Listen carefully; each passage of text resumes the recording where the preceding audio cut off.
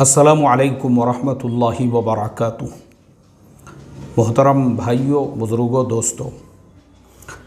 मेरा ये जो मैसेज है ख़ास तौर पे उन नौजवानों के लिए जो अभी अपने ज़िंदगी की शुरुआत यानी जिनकी उम्रें 20 साल, 22 साल, 25 और 30 साल है, जिनके सामने पूरा फ्यूचर है, जिनके सामने उनके माँ बाप है, माँ बाप की खिदमत है, उनकी अपनी तालीम है, उनके अपने बीवी बच्चे हैं, बहुत से ऐसे होंगे जिनकी शादियाँ होना बाकी है। देखो क्या होता है ना, हदीस के अंदर अल्लाह के नबी सल्लल्लाहु अलैहि वसल्लम ने फरमाया कि अश्शबाबु शुअबतम मिनल जुनून। ये जो जवानी का ज़माना होता है, अक्सर इंसान जोशीले और जज्बाती इसके अंदर फ़ैसले लेता है, और बाज़ औक़ात ये जोशीले जज्बाती जो फ़ैसले होते हैं ये पूरी ज़िंदगी के लिए कभी कभी नुकसानदेह साबित हो जाते हैं। इसीलिए चाहे आपकी उम्र 18 साल हो, 15 साल हो, 25 साल हो, 30 साल हो, अपनी ज़िंदगी के अंदर कभी भी कोई फ़ैसले लेना है उससे पहले आप सोचो कि आप जो कदम उठा रहे हैं और आप जो काम करने वाले हैं उसका असर आपकी ज़िंदगी पे क्या पड़ने वाला है। अभी मैं इसलिए ये पूरी बातें आपको बता रहा हूँ क्योंकि मैं देख रहा हूँ सोशल मीडिया के ऊपर और बहुत सारे व्हाट्सएप ग्रुप्स के अंदर हमारे नौजवानों को ये शुऊर और ये होश ही नहीं है। हम जिस मुल्क में रहते हैं इसका नाम भारत है, इसका नाम इंडिया है। हमारे बाप दादा इसी मुल्क में रहते थे, हमने इसी मुल्क में खाया है, हमारे बाप दादा ने इसी मुल्क का खाया था, हम लोग भी इसी मुल्क के रहवासी है और आगे चल के हमको मरना भी इसी मुल्क में है, इसी मुल्क में हमारी कब्रें बनने वाली है। मसला यहाँ पे ये पैदा हो रहा है कि वो बातें जिनका इस्लाम से दूर दूर तक ताल्लुक़ नहीं है, जैसे एक क्रिकेट मैच, वो क्रिकेट मैच को लेकर हमारे यही जो टीन एजर लौंडे हैं बहुत सारे, और बहुत से लौंडे जिनकी उम्रें 25 और 30 साल हो चुकी है, वो लौंडे लाशऊरी तौर पर बहुत से ऐसे लोगों के बहकावे में आकर, जो लोग ऑलरेडी इंडिया में नहीं रहते हैं और जो पाकिस्तान के सपोर्टर्स है, अभी जैसे मैं आपको बताता हूँ जिस तरह से मैंने वो मैच के लिए जो गिरफ़्तार किए गए नौजवान हैं उनके उन्वान पे अपने चैनल पे वीडियो डाला हूँ, तो मैं देख रहा हूँ बहुत सारे वो लौंडे जो इंडिया में नहीं रहते हैं, वो अफ्रीका के किसी मुल्क में है, वो यूके में कहीं बैठे हुए हैं, वो यूरोप के किसी मुल्क में है, वो पनामा में है, वो न्यूजीलैंड में है, वो लौंडे इंडिया से बाहर बैठे हुए हैं और वहाँ बैठे बैठे वो इंडिया के बहुत सारे व्हाट्सएप ग्रुप्स के अंदर पाकिस्तानी टीम को सपोर्ट करते हैं और पाकिस्तान के बारे में हमारे नौजवानों को वरगलाने का, उकसाने का, भड़काने का काम करते हैं, क्योंकि उन लौंडों के ऊपर कोई फ़र्क पड़ने वाला नहीं है। फ़र्क पड़ने वाला है तुम्हारे ऊपर जो तुम इंडिया में रहते हो, और तुमको इस बात का शुऊर ही नहीं है कि तुम्हारे एक छोटे से मैसेज की वजह से, तुम्हारी एक फेसबुक पोस्ट की वजह से, या तुम्हारे एक पाकिस्तानी टीम के सपोर्ट में लगाए हुए स्टेटस का असर तुम्हारे अपने ऊपर, तुम्हारे माँ बाप के ऊपर, तुम्हारे ख़ानदान के ऊपर, तुम्हारे फ्यूचर के ऊपर क्या पड़ने वाला है। इसलिए कि वो बाहर मुल्कों में बैठे हुए हैं, वो अपनी जगह पे सेटल है, उनको माल की कोई कमी नहीं है, दौलत की कोई कमी नहीं है, और वो मुबशिर कावी जिसने मेरे उस वीडियो को कट करके अपने फेसबुक के ऊपर पोस्ट किया, मैंने कल ही बताया हूँ, कल को अगर पुलिस उसके अगेंस्ट में कार्रवाई भी करती है उसको कुछ फर्क पड़ने वाला नहीं है, इसलिए कि वो करोड़पति घराने का लड़का है। आप जैसे लोग, मैं अभी आपको आपकी ज़िंदगी के बारे में बताता हूँ, मैंने बहुत सारे ऐसे नौजवानों को देखा, सैकड़ों ग्रुप में मेरा भी नंबर है। अब मैं उसके अंदर देखता हूं हमारे नौजवान इसी तरह की रेटाराटी वाली बातें करते हैं, शिद्दत पसंदी, मुनाज़रे, और दूसरी तरफ वही नौजवान कुछ दिनों के बाद फिर एक मैसेज डालते हैं, मेरे अब्बा जान बीमार है और उनके इलाज के लिए आपके ताउन की ज़रूरत है। भाई ग्रुप के जितने भी लोग हैं, मैं आपका एक ग्रुप का साथी हूँ, मुझे आप बताओ। फिर कुछ दिनों के बाद उनका ही मैसेज आता है कि घर के अंदर दुष्काल है, जवारी बाजरी के वांदे चल रहे हैं, दाल चावल खाने के लिए नहीं है, ये हालात हमने देखे हैं। मुझे आप बताओ, सिर्फ और सिर्फ जो इंसान अपनी ज़िंदगी के बारे में सीरियस नहीं होता है ना, याद रखो वो इस तरह की हरकतें करता है फालतू में लोगों के बाहर मुल्कों में बैठ के, जो यहाँ हमारे ग्रुपों के अंदर भड़काने का, लोगों को वर्गलाने का और उकसाने का काम कर रहे हैं। और मुबशिर कावी के जैसे लोग जो घरेलू एतबार से खाते पीते घराने के हैं, उनकी बातों में और उनके बहकावे में जब आ जाते हैं, इनकी अपनी ज़िंदगियाँ बर्बाद होती है। चलिए मेरा सवाल है आप लोगों से, कश्मीर के वो 4 नौजवान जो तालीम हासिल करने के लिए उत्तर प्रदेश के अंदर आए थे, आज वो जेल की सलाखों के पीछे है। इसका असर किसकी फैमिलीज़ के ऊपर पड़ा? जिन लोगों ने उनको वर्गलाए, भड़काए, उकसाए, वो आज अपने घरों में ऐशो आराम के अंदर है। और वो 4 नौजवान जेल की सलाखों के पीछे, उनकी माँओं का, उनकी बहनों का, उनके घर वालों का रो का बुरा हाल है। इसका जिम्मेदार कौन? तो इसके लिए हमारे नौजवानों से रिक्वेस्ट है, अपनी ज़िंदगी को सीरियस लो, सीरियस है। एक बात याद रखो, लगा तो मैं तुम लोगों को वो बात लिख कर देता हूँ, तुम्हारी अपनी ज़िंदगी के अंदर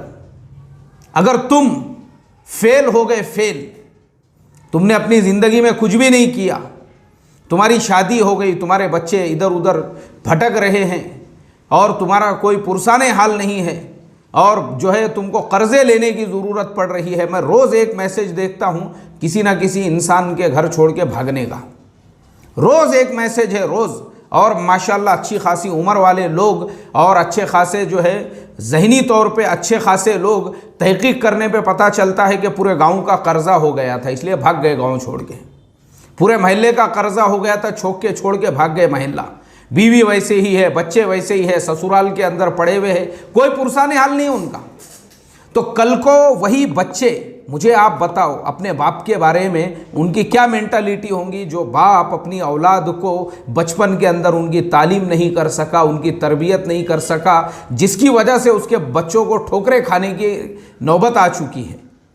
कल को तुम्हारे ज़िंदगी के अंदर अगर तुम फेल हो गए ना, तो याद रखो कोई भी तुम्हारा हाथ पकड़ने के लिए नहीं आएगा और कोई ये नहीं कहेगा कि मैं तेरी मदद करता हूं। और इसी तरह से कल को तुम अगर अपनी ज़िंदगी में कामयाब हो गए, तो याद रखो वो कामयाबी तुम्हारी अपनी कामयाबी होंगी, लेकिन वो आपको कब मिलेंगी? जब आप अपनी लाइफ को सीरियस लोगे। और अगर आप अपनी लाइफ को सीरियस नहीं लेकर सोशल मीडिया पे ही कुदिया मार रहे हैं, सोशल मीडिया के ऊपर ही चिल्ला पुकार कर रहे हैं, आपको शुऊर ही नहीं है कि आपका अपनी ज़िंदगी को सीरियसनेस के साथ में लेना और अपनी ज़िंदगी के बारे में सोचना छोड़कर इस तरह की फालतू चीज़ों के अंदर आप अपना वक्त, अपना टाइम बर्बाद कर रहे हो। और एक ऐसी चीज़ जिसका इस्लाम से दूर दूर तक ताल्लुक़ नहीं है, क्रिकेट मैच,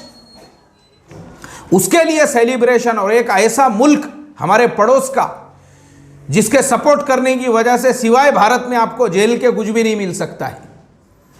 याद रखो। और फिर उसके सपोर्ट में आप जिस देश में रहते हो, जिस देश का खाते हो पीते हो, आपने ये सोचना चाहिए भारत के अंदर जो आपके लिए अपॉर्चुनिटीज़ है, भारत के अंदर जो आपको मौके मिले हुए हैं, आप यहाँ पे अच्छे से अच्छी तालीम हासिल कर सकते हो, अच्छे से अच्छी जॉब हासिल कर सकते हो, अच्छा कोई ना कोई कारोबार शुरू कर सकते हो। इतना बड़ा मुल्क है आपके सामने, 140 करोड़ की आबादी वाला, वो छोड़कर अगर आप एक ऐसा मुल्क जो सिवाय आपके मुल्क को नुकसान पहुँचाने के, जिसने आज तक कुछ नहीं किया है, आप मुझे बताओ उसकी हमदर्दी में आपको दूसरे मुल्कों के नंबरों से जो लोग वर्गलाने, भड़काने, उकसाने वाले लोग हैं, ये सब बाहर मुल्कों में बैठे हुए हैं। याद रखो बाहर मुल्कों में बैठे इनको एक पैसे का भी फर्क नहीं पड़ेगा आपके ऊपर क्या हालात आएंगे तो, और ना ही ये मुबशिर कावी के जैसे लोगों को, लेकिन आपको फर्क पड़ेगा, आपको फर्क पड़ेगा। इसलिए मेरी रिक्वेस्ट है, दरख्वास्त है, सीरियस लो, अपनी ज़िंदगी को सीरियस लो, अपने बारे में सोचो, अपने फ्यूचर के बारे में, अपने बच्चों के बारे में, अपने अहलो कुछ फ़ायदा नहीं है। एक बात याद रखो, कुछ फ़ायदा नहीं है इस तरीके से जो है किसी मुल्क का सपोर्ट करके अपनी ज़िंदगी बर्बाद करने से और अपनी लाइफ बर्बाद करने से और अपने माँ बाप को दुख पहुँचाने से कोई फ़ायदा नहीं है, सिर्फ ऐसी हरकतों की वजह से। और आज हम देख रहे हैं मुल्क का माहौल कितना ख़तरनाक है। आज हमारे मुल्क के अंदर अगर कोई भी क्राइम होता है और उसका नाम समझो मुसलमान से जुड़ा हुआ है, बस इतना काफ़ी है उसके अगेंस्ट में केस दर्ज कराने के लिए। वो परभनी का वीडियो देखो ना भाई, परभनी का वीडियो आप देखो, एक बच्ची गुम हो जाती है और उसके बाद का वो जो पूरा वाक़या है, देखो आप वो वीडियो सोशल मीडिया पे वायरल हो चुका है। देखो आप, आज हम ऐसे हालात में रहकर भी अगर मेरे उस वीडियो के ऊपर वो मुबशिर कावी के जैसे लोग उसको कट करके सोशल मीडिया पे चला रहे हैं और चलाने के बाद में उसके ऊपर आप जैसे लोगों को गुमराह कर रहे हैं कि मैंने गाजी को ऐसा कहा या मैंने मुजाहिद को वैसा कहा, तो मैं आप लोगों को ये समझा दूँ, कल को अगर आपके ऊपर कुछ हालात आते हैं, मुबशिर कावी के जैसे लोग, उनकी भरी हुई है पूरी, खाते पीते घराने के हैं वो, उसको फर्क नहीं पड़ेगा। और ना ही वो बाहर मुल्कों में जो बैठे हुए आपको, आपके दिल में जो है पाकिस्तान की मोहब्बत या पाकिस्तान से आपको, आपके दिल में हमदर्दी पैदा करने वाले जितने बाहर मुल्कों में बैठे हुए हैं ना, उनको फ़र्क नहीं पड़ेगा। लेकिन आप पे कार्रवाई होती है, अल्लाह हिफाजत फरमाए, उसका फ़र्क आप पे भी पड़ेगा, आपके माँ बाप पे भी पड़ेगा, आपके घर पे भी पड़ेगा, और आप सोच नहीं सकते आपके महल्ले पे भी पड़ेगा। और बहुत सारे लोग हैं ऐसे, बहुत सारे लोग हैं ऐसे जिनके ऊपर ऐसी कार्रवाइयाँ जब की गई और उनको उठा के लेकर गए, पूरे पूरे महल्ले ने उनका बाइकआउट कर दिया। आज कोई उनको सलाम भी नहीं करता है। क्यों? पता चला उनके घर के एक फ़र्द को ऐसे ही आतंकवाद के जुर्म में उठाया गया था। अल्लाह हिफाजत फरमाई।